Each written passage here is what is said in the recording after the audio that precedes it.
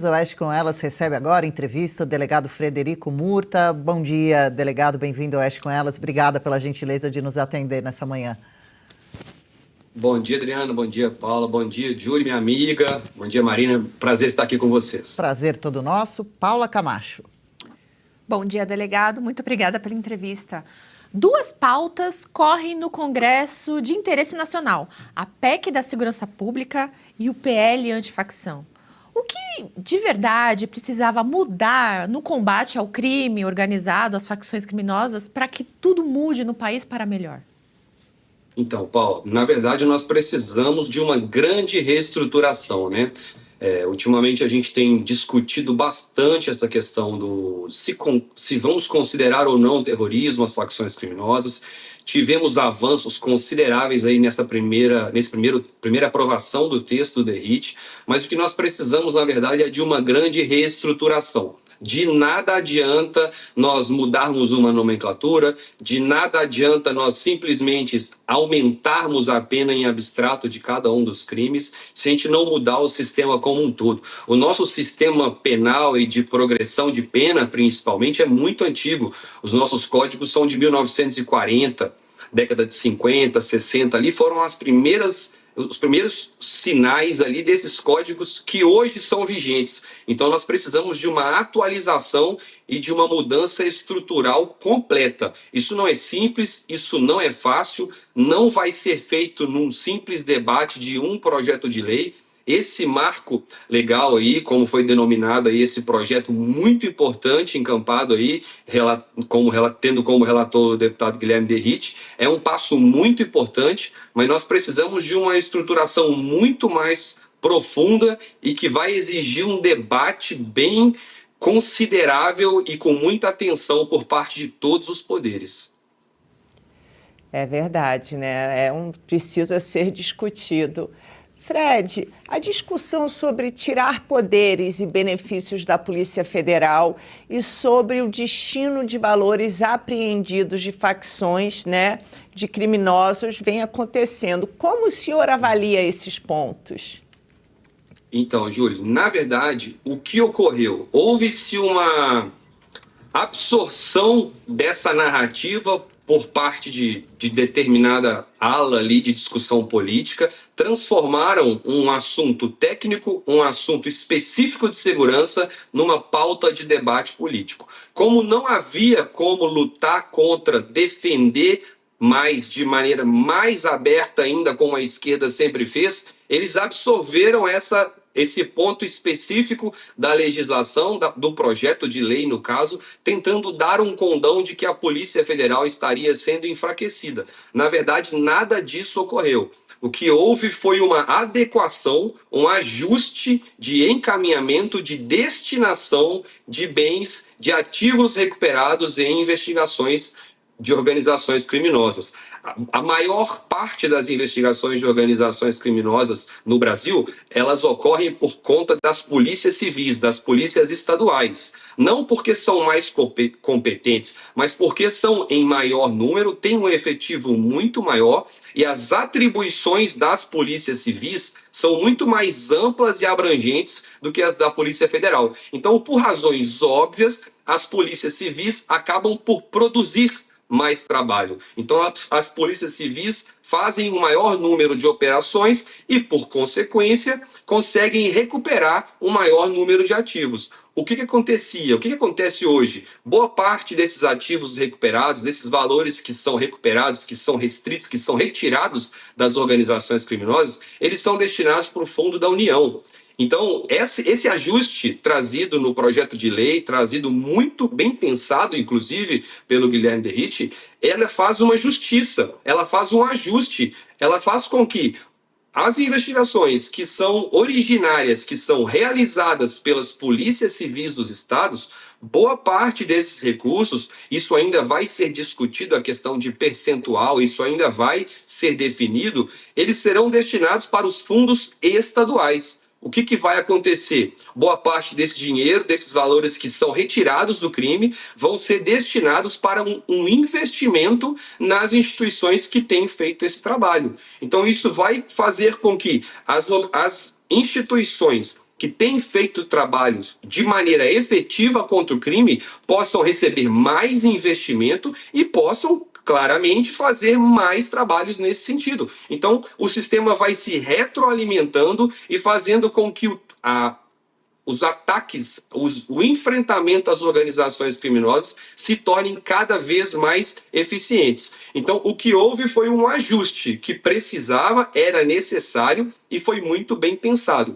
Como o outro lado, que defende criminoso, que passa a mão na cabeça de bandido, não tem como fazer isso de maneira mais aberta com o que eles fazem, eles pegaram esse discurso ali, que nada mais é do que um discurso institucional de tentar manter espaço, de tentar manter recurso, e adotaram isso como se fosse uma prática que fosse enfraquecer a Polícia Federal. Mas isso não procede, isso não é verdade.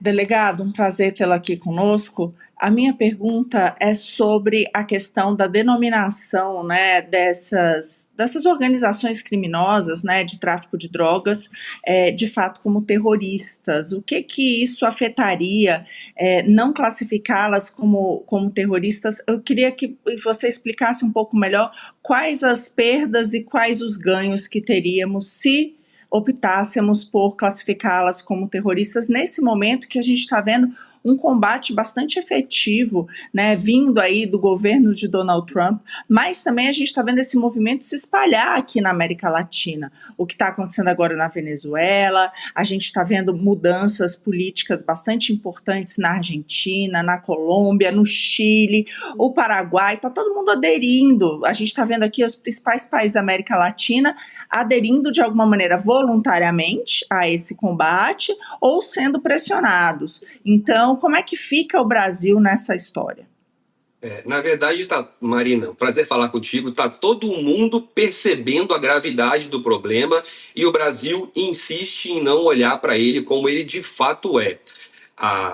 Eu costumo sempre dizer isso, nós estamos discutindo muito essa questão de terrorismo, né?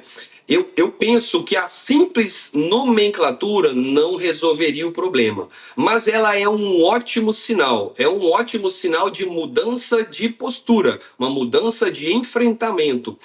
Transformar esses grupos, enquadrá-los como terroristas, na minha visão, demonstra já uma mudança de postura e uma mudança na forma de enfrentamento. Se nós simplesmente classificarmos sem mudar absolutamente nada, de fato não traria resultados. Mas se nós começarmos a tratá-los como inimigos do Estado, como de fato esses grupos são, nós poderíamos aumentar, diferenciar as formas de tratamento, restringir de algumas formas alguns direitos, como outros países fazem, e aí sim nós poderíamos mudar e termos uma arrancada mais efetiva. Nos outros países isso tem ocorrido, todo mundo está preocupado com o comportamento dessas organizações criminosas, que na minha visão são sim grupos terroristas, e nós estamos ficando muito adstritos à nossa legislação da forma como ela está, da forma como ela foi escrita. Se nós formos fazer uma análise técnica da nossa legislação de terrorismo, de fato é uma legislação que ela fica restrita praticamente a um caráter ideológico, à motivação dos atos, né? Então os atos são classificados terroristas ou não de acordo com a motivação. Só que o que nós temos nas ações das facções criminosas no Brasil é o que nós chamamos de terrorismo funcional. Então nós observamos grupos extremamente violentos que se impõem perante a população por meio do medo, e o terrorismo é a forma que eles utilizam para se impor, seja na imposição de medo perante a sociedade, seja na imposição de afronta ao Estado. Então, eles agem sim como terroristas e, na minha concepção, devem ser tratados dessa forma. Nós temos o grande teórico, né, Gunther Jacobs, que traz o direito penal do inimigo. Então, em vários outros países, nós temos observado essa adoção dessa forma de leitura, que de fato é uma leitura muito controversa, envolve uma série de outros fatores que precisam ser estudados, mas eu penso que esses grupos estão se comportando de uma forma que eles não merecem e não podem ser tratados mais como criminosos comuns. Então, o tratamento como terrorista desses grupos faria com que eles possam receber um tratamento diferenciado. Isso facilitaria com que nós aumentássemos ali o sarrafo da legislação para eles, ampliando penas, ampliando o formato de progressão de pena, que na minha concepção é um dos maiores problemas, das maiores falhas que nós temos em sede de legislação penal e processual penal no Brasil, e que eles possam ser tratados de maneira adequada,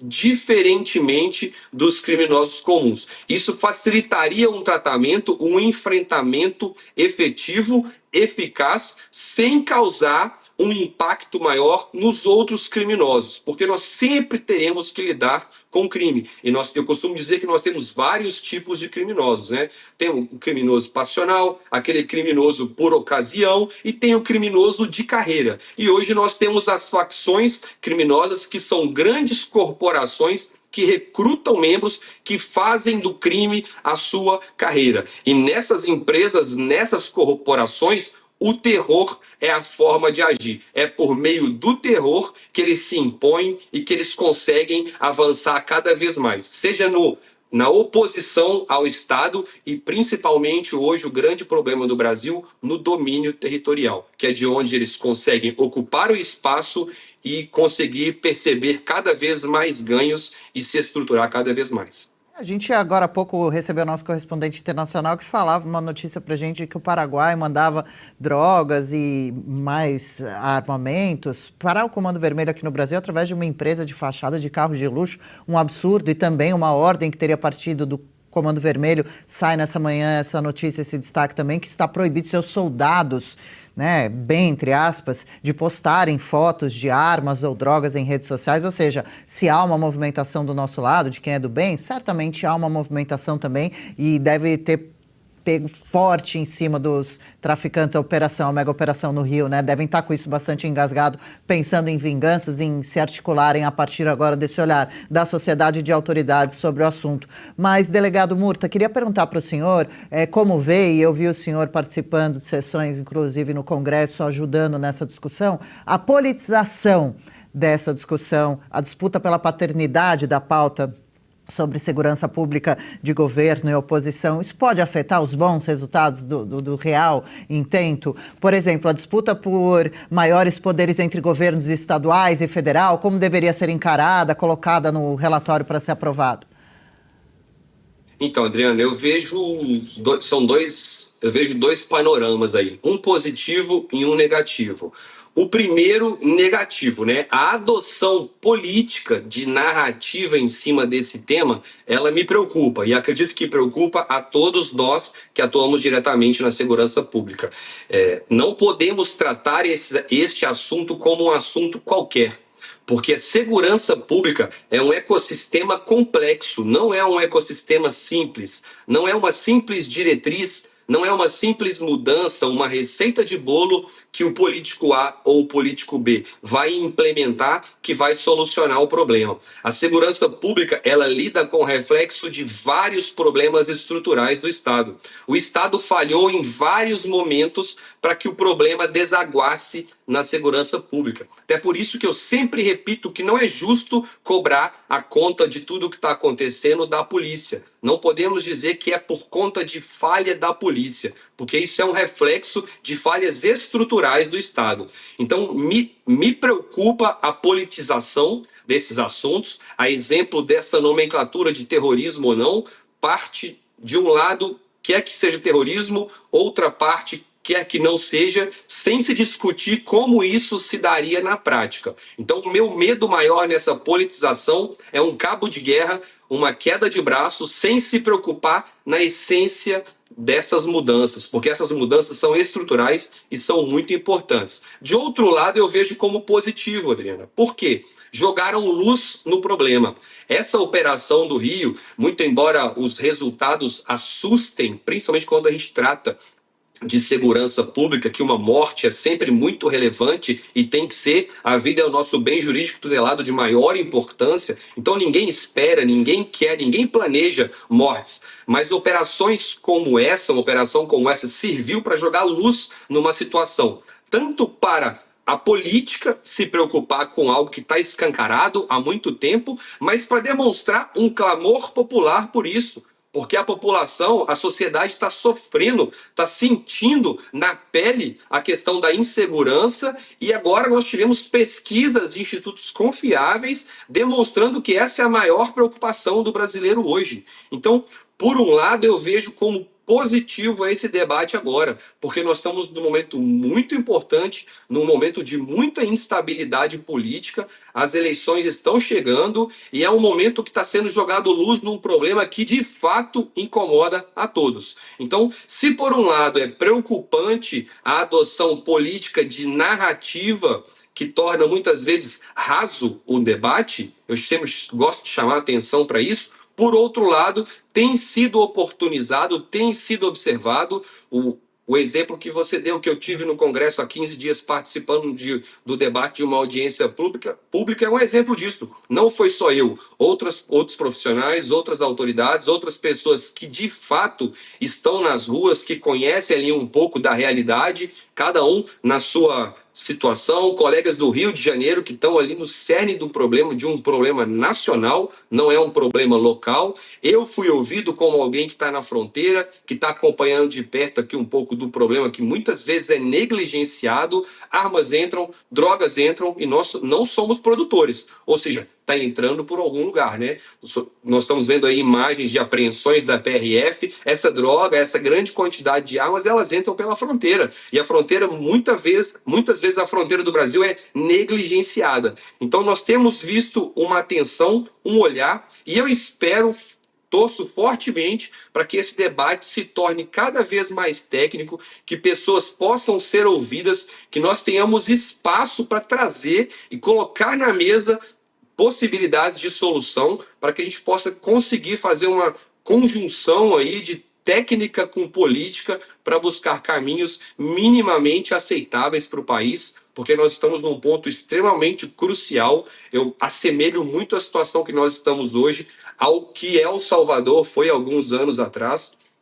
Eu tive a oportunidade de conhecer aquele país ali antes do Bukele, então eu acompanhei, eu vi de perto o que era e hoje nós vemos o que se tornou. Mas precisou de um rompante, de uma mudança de postura, e nós precisamos urgentemente de conciliar as duas coisas, a vontade política com o olhar e um estudo quase que clínico dos problemas de segurança no Brasil. Ai, nossa, com certeza, é um assunto fundamental para todos nós. Não aguentamos mais ver turistas, moradores daqui de dentro serem mortos, não só no Rio de Janeiro, assaltados, com medo de sair com relógio na rua, com medo... A Paula Camacho viu, né? Outro dia eu fui andar aqui na Avenida Paulista e eu estava tirando meu relógio, que nem é nada importante, mas não quero tomar o susto, né? Uma vida cansativa desse jeito, especialmente lá no Rio de Janeiro, comunidades dominadas, reféns, tudo muito absurdo. Deixa eu agradecer ao delegado Frederico Murta, deixar aqui o Instagram dele, que ele está sempre postando notícias e opiniões dele com relação a esse importantíssimo assunto. Volte outras vezes. Obrigada pela participação, delegado. Muito obrigado, Adriana. Muito obrigado a todos pelo convite. Meus parabéns pelo trabalho de vocês. A gente está sempre acompanhando aqui. Estou sempre à disposição. Sempre que eu puder ajudar, é só chamar. Um forte abraço a todos. Valeu pela força, Idem. Estamos à disposição. Forte abraço também. Legal. Gostou desse corte? Estamos ao vivo de segunda a sexta-feira, das 10 ao meio-dia, no YouTube da Revista Oeste. Eu, Marina Helena, Adriana Reide e Paula Camacho analisamos as principais notícias do dia. E siga as nossas redes sociais, @oestcom.elas.